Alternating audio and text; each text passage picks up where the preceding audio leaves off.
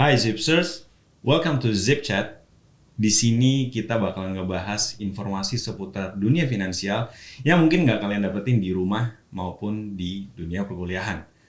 Nah, untuk episode kali ini kita udah kedatangan sama Mas Aldi Kusuma. Halo Mas Aldi. Halo, Apa kabar Mas? sehat? Nah, Mas Aldi ini punya background seorang entrepreneur dan juga seorang crypto enthusiast, Ya, NFT holders juga, dan ada satu hobi yang menurut gue nggak umum nih buat gue ya. Tapi Mas Aldi ini adalah seorang punya hobi nyigar nih Mas. ya. Yep. Nah, sebagai seorang entrepreneur Mas, mungkin Mas Aldi bisa cerita sedikit backgroundnya Mas. Oke, jadi saya memang bergerak di bidang F&B, khususnya di cigar, and I have a certification in cigar, so I'm a senior trainer from Cuba, Habanos SA. I'll be doing my master soon, hopefully in November, dan my family background sebetulnya lebih ke bisnis property, tapi passion saya lebih di F&B dan tentunya di dunia financial, karena kita sebagai pengusaha tentunya juga sebagai investor ya. Yep. Ya.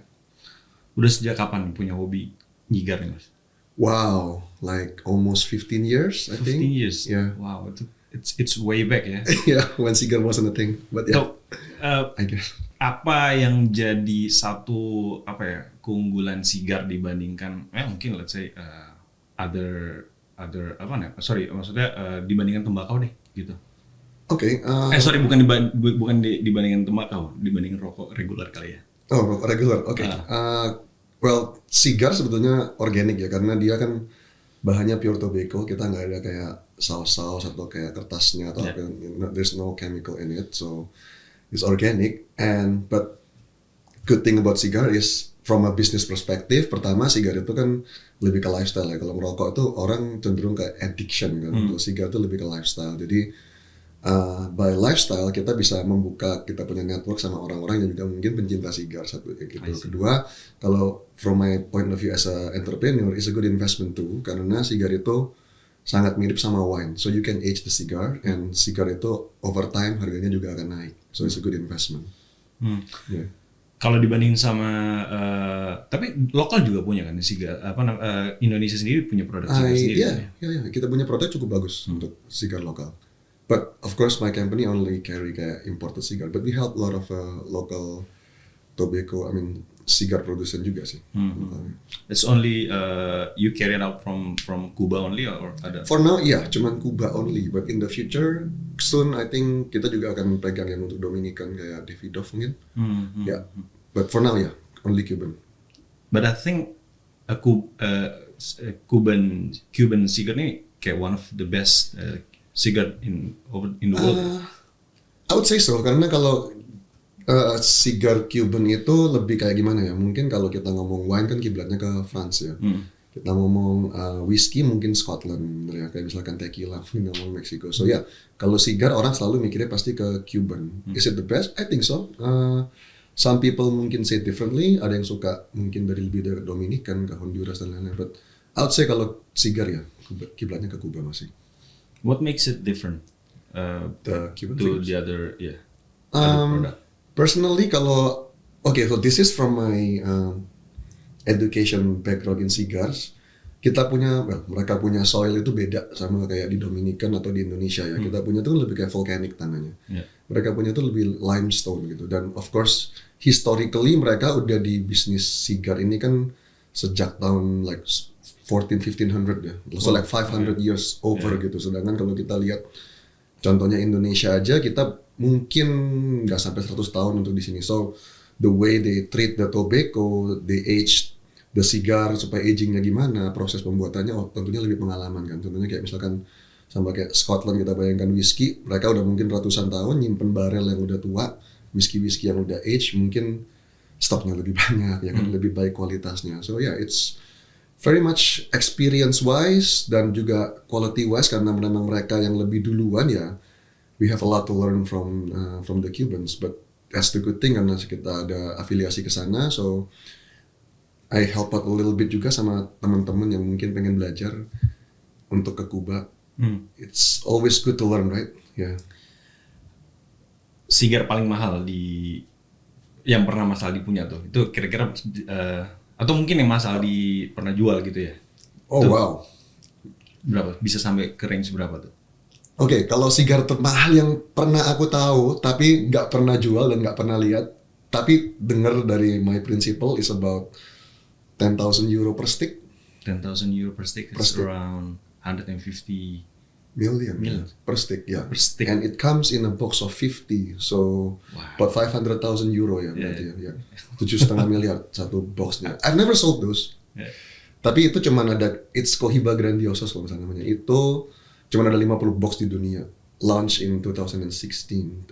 Kalau untuk sigar termahal yang pernah saya smoke, I can't really say karena I've smoked sigar yang kayak udah tahun 2003 ya. Kalau itu sigar eksis sampai sekarang mungkin udah mahal sekali ya sebenarnya, mungkin bisa puluhan juta juga. But back at in 2003 2004 itu I start smoking like 2007 2008, mungkin cuma sebatangnya masih murah ya. Yeah. But yeah, currently itu kayaknya yang termahal. Cuman kalau yang termahal now maybe kayak 2,5 sampai 3 juta sebatang, like the one that I smoke. Yeah. Yeah, but not like daily smoke, of course. That'll be wow. Yeah. Yang your daily smoke apa? My daily smoke, aku lebih suka size tuh lebih kayak robusto atau kayak yang nggak agak gemuk tapi nggak terlalu panjang banget, sama of course nggak sampai kayak overly fat gitu ya. Size yang regular aja, mungkin panjang sekitar 12,5 cm, ringnya 1,5 cm gitu, like something a little bit kayak an hour smoke punya. An hour to at most 90 minutes for me, because I can sometimes smoke multiple sticks a day kan. Jadi I don't want something a bit big, unless maybe it's like an event atau mungkin yang something to close the night. You know, you want something a bit stronger gitu. Keeps the conversation going instead of like abis abis, you know. Yeah. Like ini regular cigarette ya. Yeah. So you want something like you can enjoy with your drink and with your friends kan. Yeah. But why most people nggak mungkin ini ya? Kenapa lebih cocok gitu ya Scotch dengan sigar? Is it more like mirip kayak stick and wine atau? Stick and ya lebih kayak gitu ya. Saya rasa kayak kita tuh kena sigar kan is a strong product kan. Artinya dia punya body beda ya. Kayak kita bayangkan kita minum air sama minum susu kan, air lebih light bodinya, susu lebih. So sigar itu bodinya lumayan ada gitu. Kalau kita kasih minuman yang agak terlalu ringan bodinya, misalkan kayak wine, mungkin agak kalah wine-nya kan. Kalau sama Scotch it has the body, sama rum juga. Jadi mixnya masuk gitu. Kita punya palate masuk. But again kalau kita ngomong masalah taste, is very subjective ya. Kadang ada orang, I'm not saying kalau misalkan Mas Andrew saya sukanya sama wine sama sigar, ya nggak apa-apa sih, sah-sah aja gitu. Iya, tapi generally biasanya orang kalau sigar itu sama Scotch, whiskey atau rum, you know, something yang a bit more ada bodinya lah gitu. Oh, got it. Oh, nice information ya guys. So anyway, kita ngobrol langsung tentang dunia investasi nih. Kayak Mas Aldi seorang Bitcoin maximalist juga yang kita udah sempat ngobrol, but I just wanna know kapan nih your first encounter with Bitcoin? Kapan Mas Aldi kenal tentang either itu the Bitcoin itself atau mungkin tentang teknologi blockchain-nya? Right. So actually it's quite unique ya. Saya tuh dulu artinya bukan ditabukan, tapi kesannya tuh kayak kalau kita anak kecil, kita main game, video games itu kan kayaknya jangan main terus gitu ya. Iya. Belajar dong atau do something gitu. Nah, aku kenal Bitcoin itu kalau dilihat awal banget itu dari main game sebenarnya. So we play games kan. Kayak orang kalau dulu zamannya kita masih nggak ada online game itu kayak orang autis main game sendiri. Tapi pada saat kita udah mulai beranjak dewasa kan online is normal gitu kita main game online kan. So I play this online game, terus I met with a friend through online aja gitu. Terus kita kopdar istilahnya, kita ketemuan, kita ngobrol, dan dia introduce me to this one guy tentang yang ngomong tentang cryptocurrency. This is back in 2016 I think. 2006, Yeah. so yeah. Yeah, so 6-7 years ago ya. And aku waktu itu nggak ngerti apa tuh cryptocurrency kan. So from video games, met this guy, met another guy, introducing me about this, and at that point of time baru aku agak belajar sedikit dan mulai coba-coba. It's interesting, but like goes forward 5 years after that, my perspective and my life really changed after that. But yeah. Waktu itu 2013 ya? 2013 ya? Uh, First encounter. Sorry. No, 2016, 2017. 2016, sorry. Around that, yeah. At that time, harga Bitcoin mungkin probably around 2000 ya? Iya, about masih berapa ribu dolar doang Yeah. sih. Iya. Wow, dan sekarang Nggak sampai ratusan ya. So, Yeah. It's already like 20x ya kalau misalnya dihitung-hitung dari sampai More or less, yeah. yes, more or less. What kind of games? What kind of games yang? What kind of games? Yeah. It's fighting games, yeah, Street Fighter. So we play Street Fighter online, and it was like you keep playing games every day. Yeah. But no, this is online, like, you know. So secara nggak itu kita bisa networking juga dari game online. Ya. Makanya. Yeah, and it leads me to this thing yang dimana tadinya cuma kita main game seneng-seneng, memberikan sesuatu, artinya kemajuan finansial yang luar biasa for me ya. Personally, like, you know, I gotta be honest, not besides from my business, and juga despite harga Bitcoin sekarang yang mungkin lagi crash pun gue masih cuan. Because I'm an early investor. So you're gonna keep accumulating lah ya.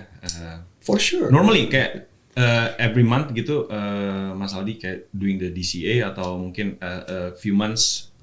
Okay, so not every month sih. Honestly, karena kita juga, well, we never have enough Bitcoin, but I have quite a Bitcoin. And artinya kalau masa-masa seperti ini karena sangat volatile, gue lebih nungguin kayak bener-bener crashnya yang enak banget gitu. Yeah. So for me, I think crash is a blessing sih. For me ya, I'm sorry for yang lihat kalau mungkin ini like really. Kalau buat gue sih artinya gue akan keep DCA-ing, nggak ada timeline tertentu. Tapi I have my principle. DCA-nya bukan gini, bukan let's say I have 100 million and I want to use 10-15% terus gue masukin 10 juta. No, for me, I always aim to add one more Bitcoin. So, but it doesn't mean I have to buy like one whole chunk. For example, this time around karena marketnya volatile, I aim to buy like 0.2 to 0.3 Bitcoin every time they crash. Gitu. So every time they crash, it's not kayak kemarin dari 40.000 ke like 26,000 kan. I bought, right? So kayak sekarang masih di 28, 29, I'm holding still. So kalau nanti misalnya let's say dia drop lagi nih di bawah last time gue beli atau at least ke 20,000 something, then I will buy again. Do you have your own exit strategy from Bitcoin? Yeah. When? Never. Yeah, never. Why would you, right? Okay. Yeah. So, okay. We're gonna talk a little bit about the market crash ya. Okay. Dengan situasi makroekonomi yang sekarang a little bit somehow, I don't know, mengkhawatirkan atau enggak sih Mas menurut lu Mas? Market crash. Oke, kita lihat sih sebenarnya kalau sekarang kan semuanya lagi everything crash ya. Kita lihat dari saham. So, gue juga ada invest di saham juga dan lain-lain. Oh, lo ada invest di saham? Ada ya, of course. I have invest saham and of course my background is from property, so I have some properties as well. Right. So yeah, I diversify sih iya, but of course mostly I would say in Bitcoin, not crypto, but Bitcoin. Everything crash itu sebetulnya for me, I try to be positive bahwa itu adalah kesempatan buat gua untuk sebetulnya makin maju, dalam arti gua bisa makin kaya lah ya. So kaya, you can define yourself kaya dalam arti apa nih? Cuman I think billionaire they're made during time in waktu-waktu krisis gitu ya, karena dimana semuanya tuh undervalued menurut gua gitu ya. Kalau kita ngomongin hari ini mungkin kripto, well kita bisa ngomong tentang properti dan lain-lain, semua juga mungkin kita jual rumah pun susah, apalagi 2 tahun terakhir pandemi bener kan, jual properti pun susah. Tapi I think kalau tadi bahaya nggak sih Mas? Gimana ya? Relatif sih, menurut gua nggak bahaya sebenarnya sih. No, I don't think it is. Tapi gini, harus punya planning aja sih Mas, menurut saya. Gitu. What do you believe in and what do you want to invest in? You put in according to your plan gitu. Mau masukin berapa persen ke Bitcoin, for example, berapa persen ke properti, berapa persen ke saham. Oke. Kayak beberapa kali gue selalu dapat pertanyaan, did you buy the dip ya kan? But kapan kita tahu this is the dip? Karena kayak ada gue juga pernah beberapa kali I bought the dip but it keeps dipping gitu. Jadi how do we know this one is the dip gitu? Okay. Well, it's the question that I really wish we can answer, right? Anyway, I don't think anybody can guess the bottom, and there will be a time when we buy all time high. Like there will be a time. But when it comes to Bitcoin, kalau gua sih nggak khawatir gitu. Karena kenapa? Karena the quantity is very limited kan. So if you keep buying, eventually juga yang bandar pun juga pelurunya makin lama makin dikit kan. But if you sell, dan kita balik lagi pelurunya ke bandar untuk dia goreng, right? Untuk dia goreng dia perlu untuk jual Bitcoin. Untuk jual dia harus pegang Bitcoin. Kan? Right? So that's why kenapa harganya fluktuatif karena the future. Kalau future itu dia nggak perlu barang, right? That's yang that's the noise. I'm calling it the noise. Makanya kita kayak ngomong, aduh harga turun nih, aduh harga ini. That's just a noise. Tapi kapan mau beli? Gak pernah ada waktu yang tepat untuk nggak beli menurut gue sebenarnya. Even harga naik pun kalau emang ada uang lebih. So my principle is I want to convert my fiat to Bitcoin for me ya. Karena well of course we need fiat untuk hidup gitu. Tapi my savings account will be in Bitcoin karena everything is cheaper when it price in Bitcoin. Karena kita kalau kayak kita ngomong tahun 2016 mungkin saya pertama kali kenal, let's say Bitcoin harganya pas itu mungkin $2,000.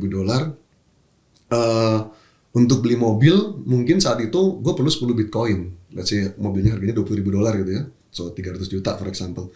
Untuk mobil yang harga 300 juta hari ini, gue bahkan nggak perlu 1 Bitcoin. Exactly.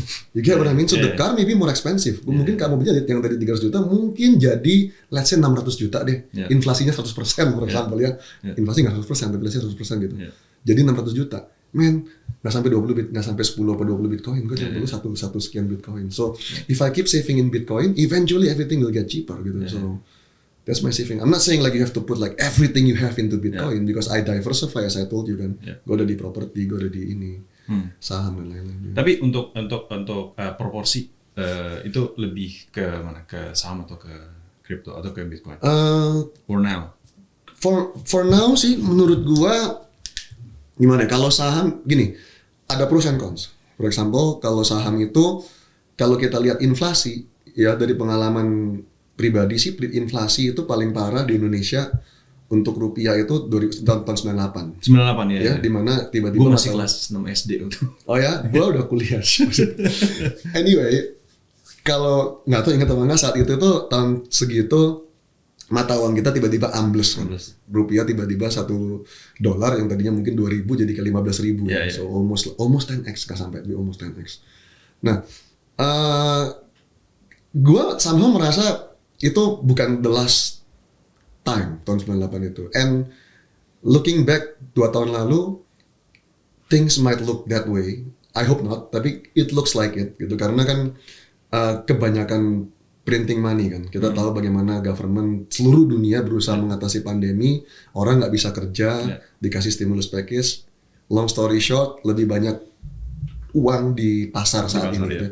Cuman velocity-nya aja yang belum jalan gitu. Velocity of money-nya aja. Kenapa ya? Karena orang masih belum semuanya kerja kan. Masih ada yang masih kayak di Shanghai mungkin masih lockdown, belum semuanya keluar ya. Kalau sampai terjadi kayak tahun 98, tentunya yang paling kaya adalah orang yang pegang US dollar, jadi kita ngomong di currency, atau mungkin setelah kita lepas 98 yang pegang properti, basically, ya karena mungkin tahun 98 semua nggak mau kabur dari Indonesia, properti murah, kalau dibeli saat itu mungkin jadi kaya banget kan, gitu loh. Jadi yang pegang rupiah gimana? Ambles, ya kan, mati gitu. Jadi orang bukan gua ngomong jangan pegang cash sama sekali, but yeah, I agree with like cash is actually trash. Jadi kita mau pegang cash cukup untuk buy the dip maybe, untuk buy our investment atau mungkin cuma cukup untuk hidup. But yeah, save some cash untuk kita masuk di saat-saat krisis. Tapi ya start shopping, I guess ya. Kayak sekarang gini, kalau gua sih tentunya lebih ke karena I have my property, saham juga masih gua beli beberapa. Tapi kalau sampai krisisnya parah, kayak tahun 98 mau beli saham apa? Nggak ada kan. Let's say kita tinggal di Rusia, mau beli saham apa? Kalau negara yang udah sampai kita ngomong inflasi, krisis, I think saham nggak gitu bagus menurut gue justru. Orang ngomong, bro jangan ke kripto, mendingan ke saham aja. Depends, gitu menurut gue. But kalau kita ngomong inflasi, mendingan ke properties sama Bitcoin kalau gue, personally. Okay, back to crypto. Kayak I've met so many people yang always selalu nanyain tentang why crypto itu doesn't have its underlying asset. Right. Yeah. What do you think? What do you think about that? Kalau ngomong kripto nggak ada underlying aset, gini, kalau untuk menurut gue pribadi ya, sekarang market terbelah nih, Bitcoin and crypto. Karena Bitcoin itu, I would always say Bitcoin itu diciptakan untuk revolusi. Yep. Bitcoin itu diciptakan untuk kita keluar dari fiat system, di mana kita udah nggak perlu lagi namanya fiat. Kita punya the people's money gitu kan. Kalau sedangkan crypto, kita ngomong kayak Ethereum, Cardano dan lain-lain itu kan diciptakan untuk profit basically ya. Kalau kita ngomong nggak ada underlying asetnya, sebetulnya kita ngomong kayak Ethereum pun ada Ethereum Foundation, ya kan, ada kantornya, ada sebetulnya ada. Tapi memang apakah sesuai dengan valuasinya? Well, depends. Kayak sekarang kita ngomong sahamnya perusahaan A, perusahaan B, sesuai nggak ya, dihitung aja gedungnya seperti apa kan. Tapi gini, underlying aset itu menurut gua nggak cuma untuk secara tangible gimana, tapi juga intangible. Benar nggak ya? Kalau kan kayak kita contohnya merek yang cukup terkenal lah, kita ngomong apa misalkan air Aqua gitu ya, nggak mungkin cuma dinilai dari Aqua ini pabriknya ada berapa, kantornya di mana, tapi ada juga namanya intangible value gitu ya. Jadi kayak Ethereum juga pasti ada intangible value, dalam artian database, networking, berapa orang yang menggunakan mata uang tersebut. Nah itu kan disebut underlying asset juga sebetulnya, gitu kan. Jadi kalau dibilang nggak ada, sebetulnya ada gitu. Cuman mungkin zaman dulu mungkin 10 tahun lalu itu konotasi pasar selalu nggak kelihatan apa-apa, ya kan, barangnya nggak ada, tapi kenapa ada value-nya? Sebetulnya barangnya ada kan, karena di blockchain kan, address-nya ada, gitu. Ya. Dan justru di dunia digital ya, sesuatu yang nggak bisa dipegang, sesuatu yang nggak bisa disentuh, justru itu menjadi kekuatan mereka gitu. Sesuatu yang bisa disentuh, sesuatu yang bisa dipegang, itu bisa dirampok, bisa disita, ya kan, dibawanya susah. Bukan berarti jelek, tapi ada pros and cons, ada limitasinya masing-masing gitu. So berarti mungkin I can conclude it's the system ya kan yang mungkin bisa jadi mungkin most people yang nggak yang biasa udah ngerasa kayak underlying asset yang bisa disentuh dan everything physical mungkin bisa berpikir ke arah sana gitu ya. Oke. Nah, in a time like this dengan kondisi market lagi kayak gini, mungkin ada nggak sih kayak how to properly curate good crypto project, since kemarin kita juga tahu the Luna ini kan, the Luna crash gitu. Itu gimana ya? Maksudnya mungkin Mas Ali bisa bantu. Para Zipsters juga kemarin di komunitas juga banyak banget yang nanyain gimana nih caranya buat milih project bagus nih, kayak mereka berpikir kurang bagus apa Luna kan, pada saat Bitcoin kemarin koreksi Luna bisa perform sendirian gitu ya, tapi tiba-tiba ya kan 99% drop in for less than a month. It's crazy what happened to Luna sih. I know.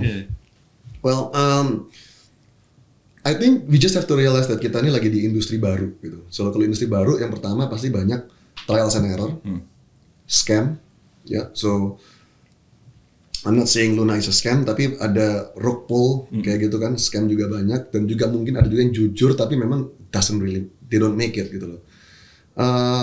Gimana itu ya, memang pertama you have to understand the white paper kan, memang tujuannya untuk apa. Makanya itu yang selalu gue bilang, I mean like people saying I'm Bitcoin maxi, actually I have some other coin as well, but of course most of my investment in crypto is in Bitcoin. Cuman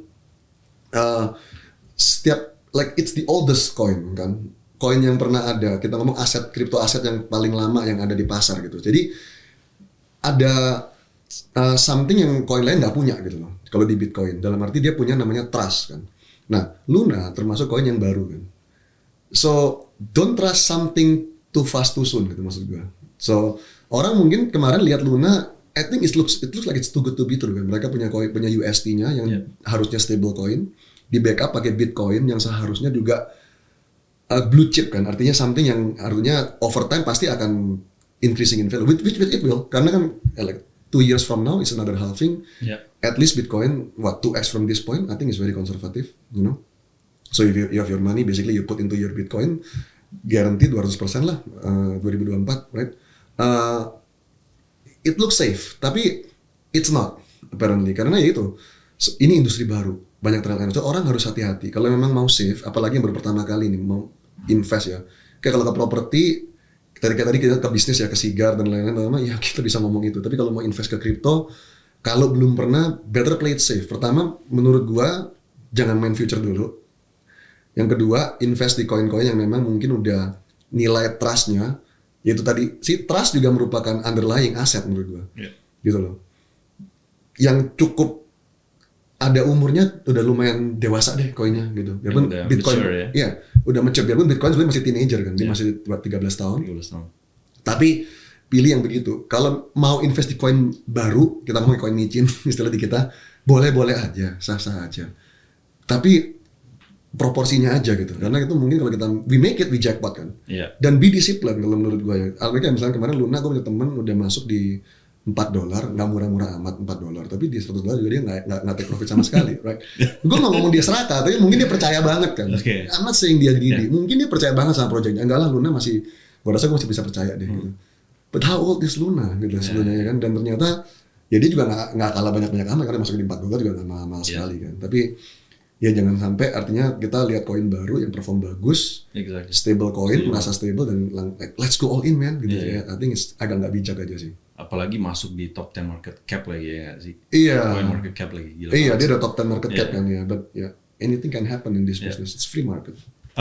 Ya, terus mungkin dari ini ya, dari sisi sharing knowledge nih, Mas Aldi mungkin punya kayak your own community buat to talk with gitu tentang I don't know mungkin mungkin the market outlook atau mungkin tentang project-project baru atau mungkin anything gitu yang Mas Aldi suka obrolin sama your own community, ada nggak sih?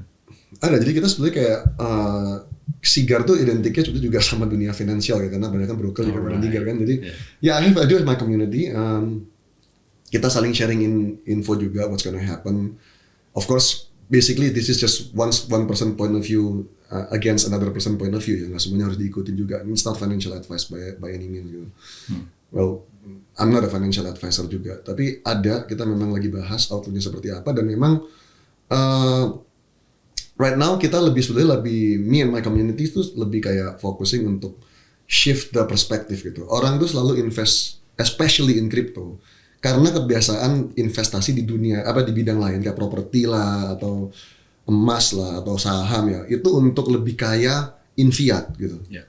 Sedangkan kalau di crypto itu kita lebih invest di crypto yang mungkin tadi koin micin itu untuk profit, and then what? Profitnya diapain setelah itu? Yeah. Nah, itu yang orang nggak ngerti kan. Yeah. Kita mau lebih kaya secara fiat, there will always be more fiat. Yeah. Ya kan? APBN nggak pernah turun. Yeah. Nah, sebenarnya Selalu naik, benar kan? Jadi artinya rupiah akan selalu lebih banyak setiap tahun gitu loh. So you want to put it into something deflationary. I'm not saying Bitcoin is one of them, but of course there are other assets yang deflationary. Jadi kita mau masukin ke situ gitu. Nah, makanya sekarang ini kita sama komunitas ini tukar pikiran, bahas market, crash gimana, invest seperti apa, yes. Tapi kita again, price is just noise. For me, it's just a noise. Yeah. Kita lagi mau lebih sharing knowledge, nggak harus edukasi, karena saya pun juga tetap perlu diedukasi. We learn from each other. Tapi gimana bahwa kita itu kalau Bitcoin lagi turun atau kayak that asset yang deflationary itu harganya, artinya deflationary loh, beda sama inflationary ya. Kalau inflationary harganya turun, you have to worry man. Kayak rupiah lagi harganya anjlok, you have to worry. Tapi kalau aset yang misalnya gini deh, ada Mas Andrew invest misalkan rumah gitu ya, contohnya di mana sih, di Kelapa Gading gitu misalkan, ya kan, terus beli tanah 5 juta, terus besoknya turun nih jadi 2 juta, dijual nggak? Enggak kan?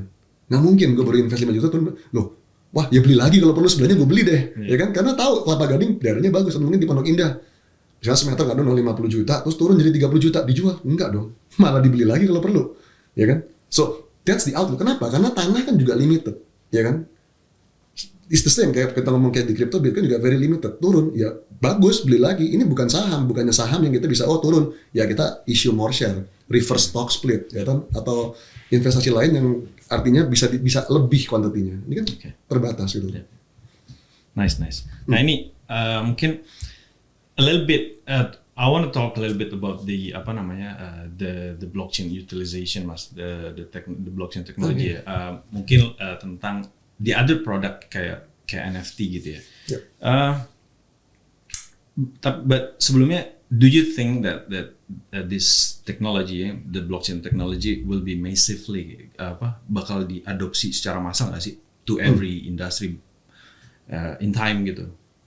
I really think so ya. Kayak kita ngomong tadi kayak NFTs juga it's a non-fungible token. Orang selalu kalau orang ngomong NFT itu di benak mereka adalah JPEG gitu kan. Yeah. Right.